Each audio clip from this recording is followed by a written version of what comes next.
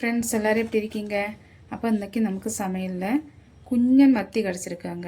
இது வச்சு நமக்கு ஒரு மிளகுச்சாறு வைக்கலாம். அப்போது அதுக்கு நமக்கு ஒரு 3/4 கிலோ மத்தி எடுத்திருக்கேன். இப்போ அதுக்கு தேவையான பொருட்கள் 3 தக்காளி எடுத்திருக்காங்க, ஒரு பிடி சின்ன வெங்காயம் எடுத்திருக்கேன். இந்த மாதிரி ஒரு பெரிய சைஸு புளி எடுத்து கரைச்சி வச்ச புளி. இனி நமக்கு எப்படி செய்கிறதுன்னு பார்க்கலாம். இப்போ இந்த மாதிரி ஒரு ஜார் எடுத்திருக்கேன். இப்போது இதுக்கு ஒரு பிடி அளவுன்னு சின்ன வெங்காயம் போட்டுக்கலாம். 1/2 ஸ்பூனு மஞ்சத்தூள் போட்டுக்கலாம். ஒரு ஸ்பூனு மிளகாத்தூள் போட்டுக்கலாம். 1/2 ஸ்பூனுக்கும் குறைவாக மல்லித்தூள் போட்டுக்கலாம்.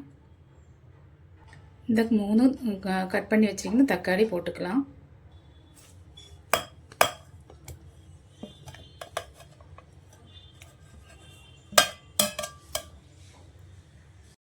இப்போ இது நமக்கு நல்ல ஃபைன் பேஸ்ட்டாக தண்ணி ஊற்றாமல் அரைச்சி எடுத்துக்கலாம். நமக்கு இதே போல் நல்ல ஃபைன் பேஸ்ட்டாக அரைச்சி எடுத்தாச்சு. இனி நமக்கு இதே போல் ஒரு மண் சட்டி ஸ்டவ்வில் வச்சுக்கலாம்.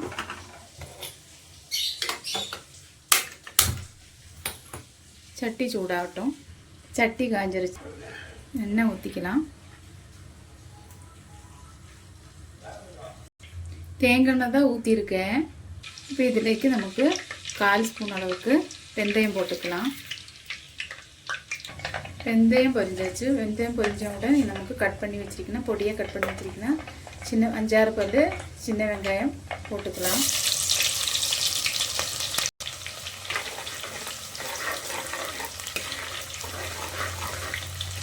கொஞ்சம் லைட்டாக வணங்கட்டும். இது கூட நமக்கு 5 பல் பூண்டு, ஒரு துண்டு இஞ்சி பொடியாக கட் பண்ணது போட்டுக்கலாம். இப்போ இது போல் ஒரு பிடி கருவேப்பிலை போட்டுக்கலாம். இது நல்லா பொரிஞ்சாச்சு. இது நமக்கு அரைச்சி வச்சிருக்கணும் இந்த பேஸ்ட் நமக்கு போட்டுக்கலாம். இது நமக்கு நல்லா வதக்கி விட்டுடலாம். தக்காளி சின்ன வெங்காயம் எல்லாம் போட்டு மிக்ஸ் பண்ணி அரைச்சி பேஸ்ட்டை போட்டு நல்லா வணங்கி அந்த எண்ணெய் பிரிஞ்சு வரட்டும். இந்த மாதிரி நல்லா எண்ணெய் பிரிஞ்சு வர பச்சை மணம் போகிற வரைக்கும் கொஞ்சம் வணக்கணும். இப்போ இந்த மாதிரி ஸ்டேஜில் நமக்கு புளி கரைச்சது புளி கரைச்சி வடிகட்டி வச்சுருக்காங்க. இது நமக்கு நல்லா மிக்ஸ் பண்ணி வைக்கலாம். நமக்கு தேவை இருக்குன்னு தண்ணி நம்ம வச்சுக்கலாம். இனி நமக்கு இதிலேக்கு ஆவசியത്തിന് உப்பு போட்டுக்கலாம்.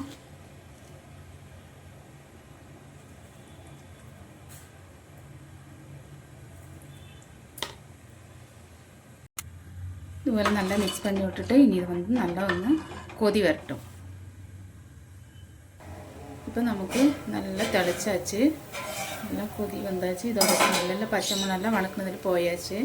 இது நமக்கு இதிலேக்கு மீன் போட்டுக்கலாம்.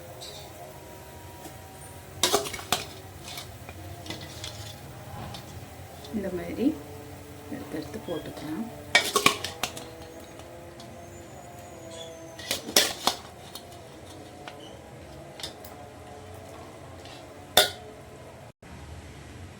எல்லா மீனையும் நம்ம போட்டாச்சு.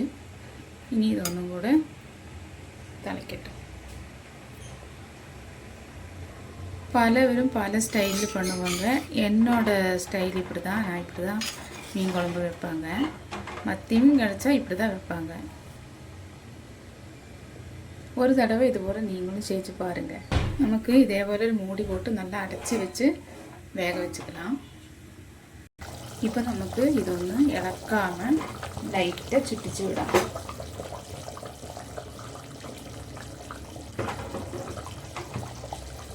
இந்த மாதிரி சுட்டிச்சு விடாம். இனி நமக்கு இதிலேக்கு இது உப்பெல்லாம் இருக்கான்னு செக் பண்ணிவிட்டு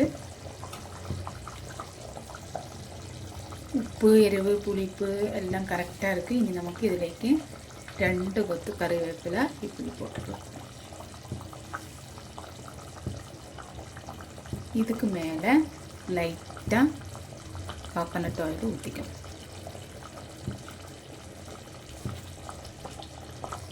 நமக்கு ஸ்டவ் எல்லாம் ஆஃப் பண்ணிக்கலாம். இப்போ ஒரு 10 மினிட் நமக்கு அடைச்சி வச்சு இந்த சட்டியோட அந்த சூட்லேயே ஒரு 10 மினிட் இருக்கட்டும். இப்போ நம்மளோட மீன் கறி, மிளகுட்ட மீன் கறி ரெடி ஆயிடுச்சு. அப்போ எல்லோரும் இதே போல் செஞ்சு பாருங்கள் ஃப்ரெண்ட்ஸ். அடுத்த வீடியோவில் பார்க்கலாம். Okay bye. எல்லோரும் சப்போர்ட் பண்ணுங்கள்.